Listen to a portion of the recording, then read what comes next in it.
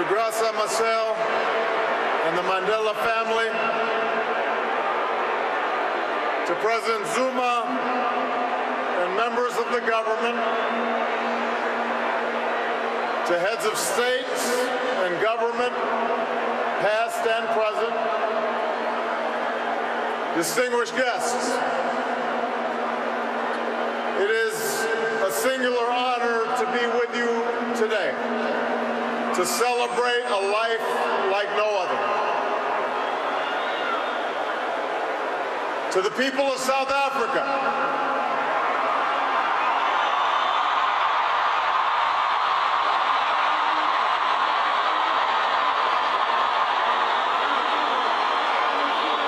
people of every race and every walk of life, the world thanks you for sharing Nelson Mandela with us. His struggle was your struggle. His triumph was your triumph. Your dignity and your hope found expression in his life, and your freedom, your democracy, is his cherished legacy.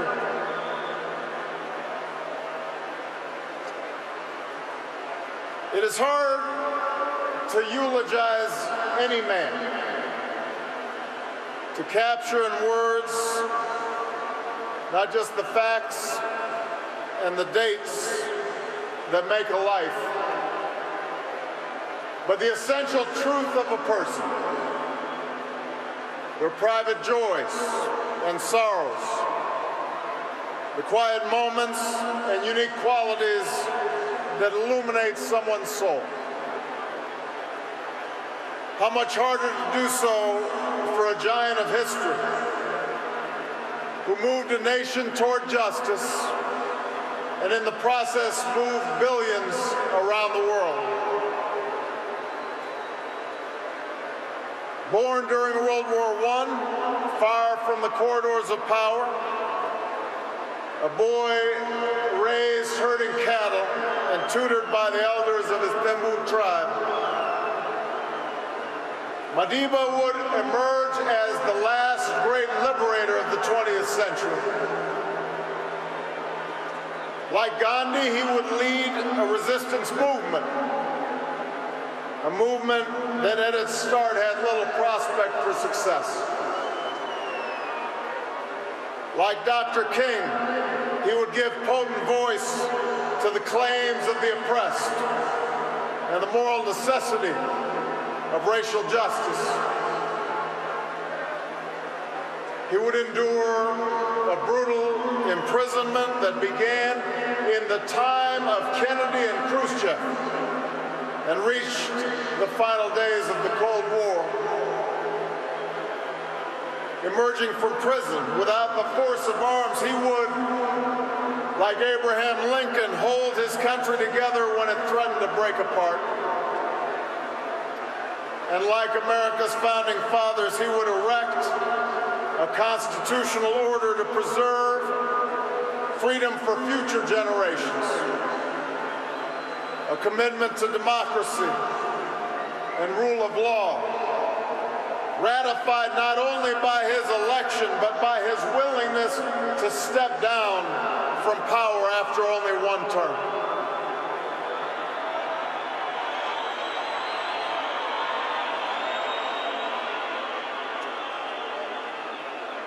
Given the sweep of his life,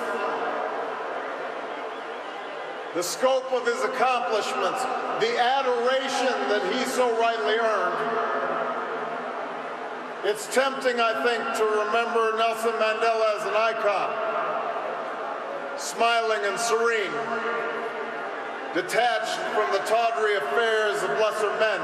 But Madiba himself strongly resisted such a lifeless portrait.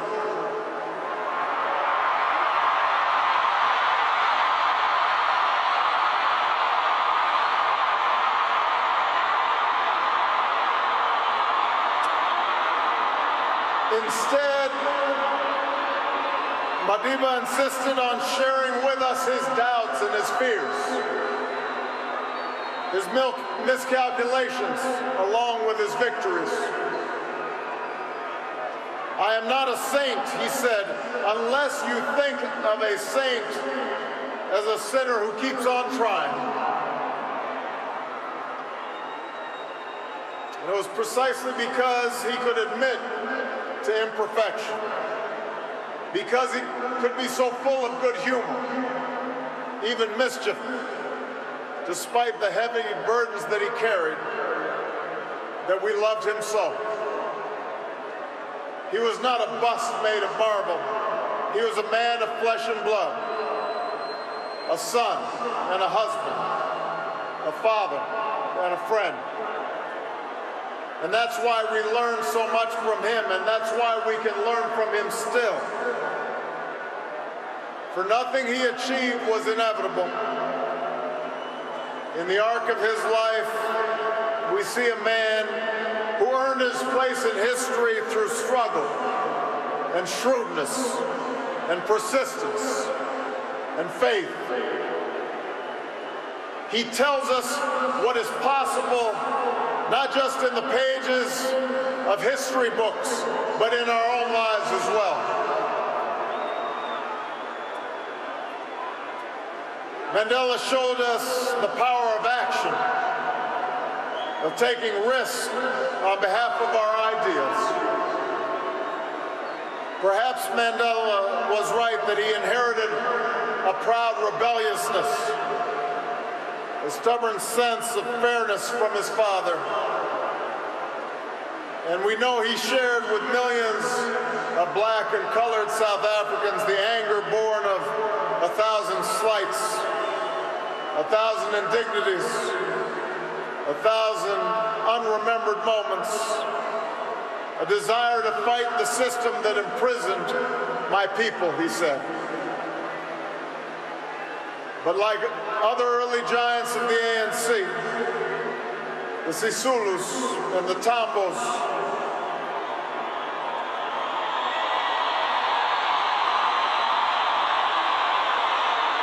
Madiba disciplined his anger and channeled his desire to fight into organization and platforms and strategies for action, so men and women could stand up for their God-given dignity. Moreover, he accepted the consequences of his actions, knowing that standing up to powerful interests and injustice carries a price. I have fought against white domination, and I have fought against black domination. I've cherished the ideal of a democratic and free society in which all persons live together in harmony and equal opportunities. It is an ideal which I hope to live for and to achieve. But if needs be, it is an ideal for which I am prepared to die.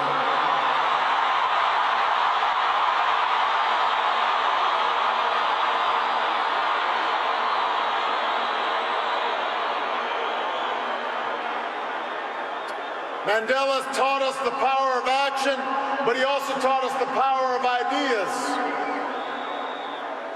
the importance of reason and arguments, the need to study not only those who you agree with, but also those who you don't agree with. He understood that ideas cannot be contained by prison walls or extinguished by a sniper's bullet. He turned his trial into an indictment of apartheid because of his eloquence and his passion, but also because of his training as an advocate. He used decades of prison to sharpen his arguments, but also to spread his thirst for knowledge to others in the movement. And he learned the language and the customs of his oppressors, so that one day he might better convey to them how their own freedom depends upon his.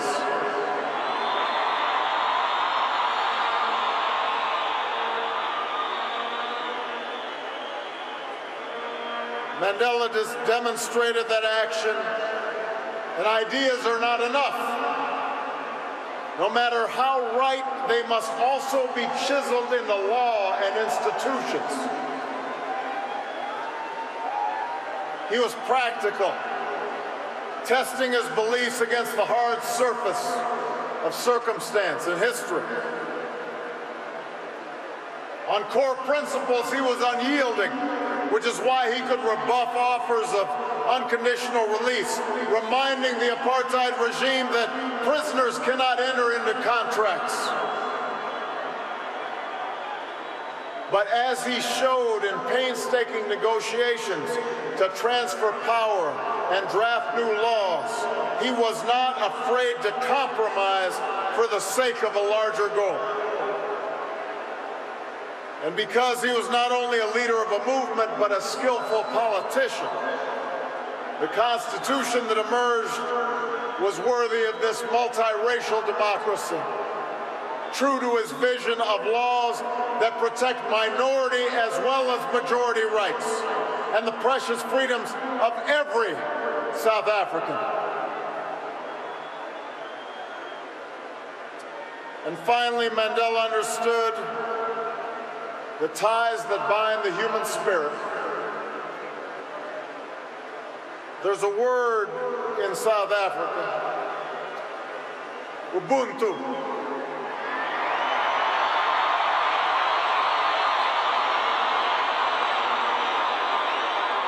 A word that captures Mandela's greatest gift.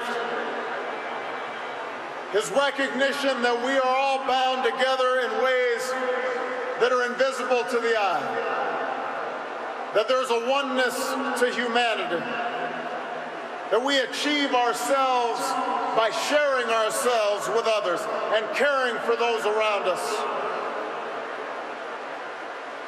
We can never know how much of this sense was innate in him or how much was shaped in a dark and solitary cell. But we remember the gestures, large and small, introducing his jailers as honored guests at his inauguration, taking a pitch in a Springbok uniform, turning his family's heartbreak into a call to confront HIV/AIDS, that revealed the depths of his empathy and his understanding. He not only embodied Ubuntu, he taught millions to find that truth within themselves. It took a man like Madiba to free not just the prisoner, but the jailer as well. To show that you must trust others so that they may trust you. To teach that reconciliation is not a matter of ignoring a cruel past, but a means of confronting it with inclusion and generosity and truth. He changed laws, but he also changed hearts. For the people of South Africa, for those he inspired around the globe, Madiba's passing is rightly a time of mourning and a time to celebrate a heroic life. But I believe it should also prompt in each of us a time for self-reflection. With honesty, regardless of our station or our circumstance, we must ask, how well have I applied his lessons in my own life?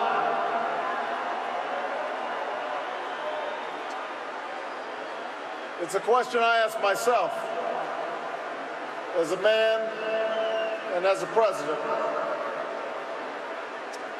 We know that, like South Africa, the United States had to overcome centuries of racial subjugation. As was true here, it took sacrifice, the sacrifices of countless people, known and unknown, to see the dawn of a new day.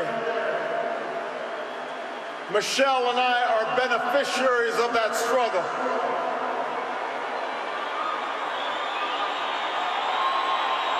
But in America and in South Africa and in countries all around the globe, we cannot allow our progress to cloud the fact that our work is not yet done.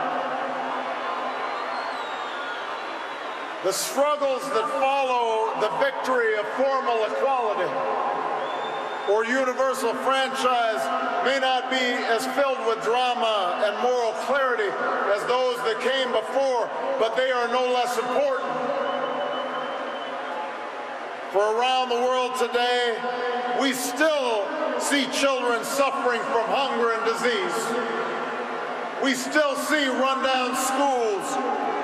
We still see young people without prospects for the future.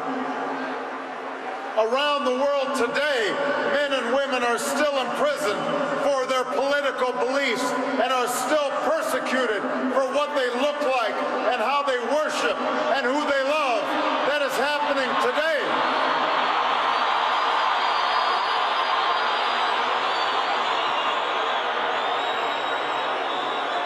And so we too must act on behalf of justice. We too must act on behalf of peace. There are too many people who happily embrace Madiba's legacy of racial reconciliation, but passionately resist even modest reforms that would challenge chronic poverty and growing inequality. There are too many leaders who claim solidarity with Madiba's struggle for freedom, but do not tolerate dissent from their own people.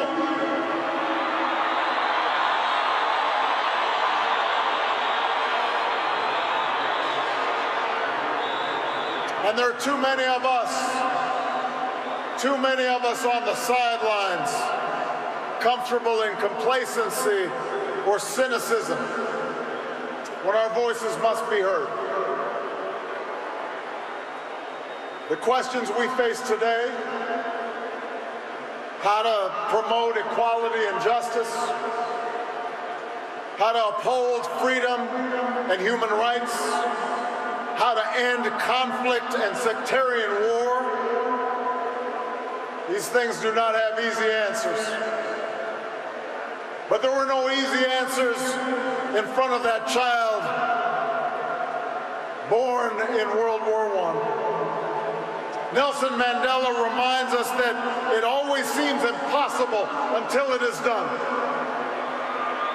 South Africa shows that is true.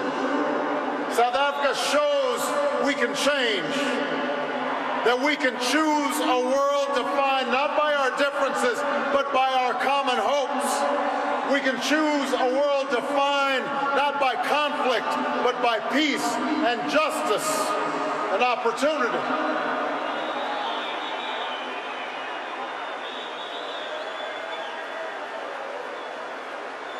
We will never see the likes of Nelson Mandela again.